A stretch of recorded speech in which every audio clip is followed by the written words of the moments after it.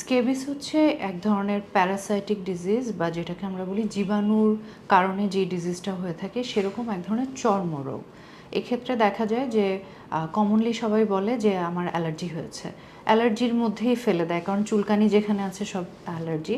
But অ্যালার্জির অন্যান্য কারণগুলো যেমন ইমিউনিটির সাথে রিলেটেড, এখানে আসলে একটা পরজীবী বা একটা জীবাণু এখানে এটার জন্য দায়ী। বাংলাদেশে বর্তমানে শোনা যাচ্ছে যে কিছু স্পেসিফিক জোন ওয়াইজ এটা আরও প্রকোপটা বেশি। এমনিতে সারা বছরে ডাব্লিউএইচওর তথ্য অনুযায়ী প্রায় 50,000-এরও বেশি মানুষ প্রতি বছর স্ক্যাবিসে আক্রান্ত হয়ে থাকে।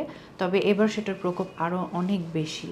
কমনলি কুমিল্লা এবং রাজশাহীতে এটা নিউজে পাওয়া যাচ্ছে যে অনেক বেশি ছড়িয়ে পড়েছে। একটা কারণ হচ্ছে যে জানুয়ারি থেকে মে মাস পর্যন্ত কিন্তু যেহেতু গরমটা হঠাৎ করে অনেক বেশি পড়ে, তখন স্ক্যাবিসের প্রকোপটা কিন্তু বেড়ে যায়। গরমের সাথে এই রোগটা দেখা যায় যে রোগীগুলো আমরা বেশি পেয়ে থাকি।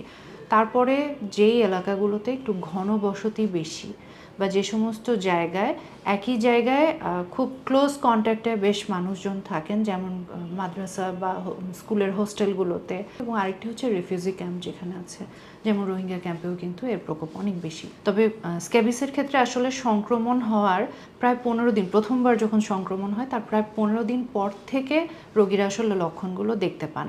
এবং এটা শুরু হয় খুব কমনলি আমাদের ফিঙ্গার ওয়েব বলি বা আঙুলের এই ভাঁজগুলো, যেখানে চামড়াটা খুব নরম থাকে আসলে, এখান থেকে দেখা যায় যে চুলকানিটা শুরু হয়। ছোট ছোট পানির দানার মতো দেখা যায়। এটাকে অনেক সময় এক্সিমা আছে এক ধরনের, আমরা পম্ফোলিক্স বলি, সেটার সাথে অনেকে গুলিয়েও ফেলে। তো শুরুটা হয় এখান থেকে। কমনলি মেয়েদের আরও একটা এরিয়া যেমন নিপলের চারপাশে এটা খুব কমনলি দেখা যায়। ছেলেদের বা বাচ্চা ছেলেদের ক্ষেত্রে পেনিসের মধ্যেও এর সংক্রমণটা দেখা যায়। প্রতিকার তো অবশ্যই, যেটা আমি প্রথমেই কারণটা বললাম যে ক্লোজ কন্ট্যাক্টে যারা থাকে এবং আনহাইজিনিক, একটু লো সোশিও ইকোনমিক কন্ডিশন যে জায়গাগুলোতে, সেখানে এর প্রকোপটা বেশি দেখা যায়। তো এক তো হচ্ছে সঠিক চিকিৎসা নেওয়া।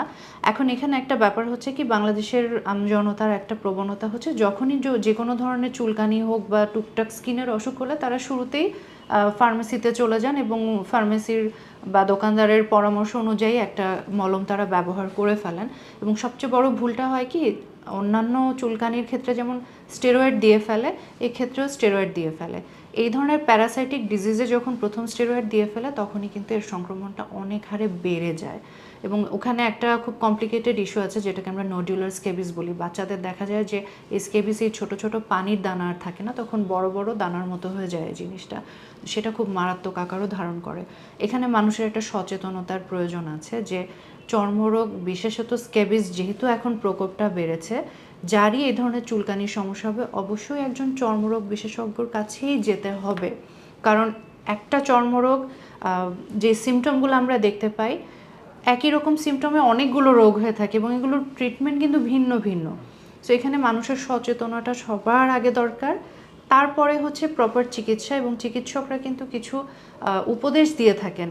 শুধু যে আপনি ওষুধটা ব্যবহার করবেন তা না, ওষুধ ব্যবহারের পর কিছু পার্সোনাল হাইজিন মেনটেন করতে হয়। যেমন চিকিৎসা নেওয়াকালীন সময় একই সঙ্গে পরিবারের সবাইকে চিকিৎসা নিতে হবে। দ্বিতীয়ত হচ্ছে যখন ওষুধটা লাগাবে বা খাবে, একই সঙ্গে তার ব্যবহারের কাপড়, বিছানার চাদর, ব্যবহারের জিনিসপত্র যা কিছু আছে সেগুলোকেও কড়া একদম গরম পানি দিয়ে ধুয়ে কড়া রোদ্রে শুকাতে হবে। যাদের ওভাবে রোদ্রে দেওয়ার অপশন নেই তাদের ক্ষেত্রে গরম ইস্ত্রি দিয়ে ভালো করে প্রেস করে নিতে হবে। তাহলে ওই জীবাণুটা মরে যায়, তখন এটা আবার হওয়ার প্রবণতাটা কমে যায়।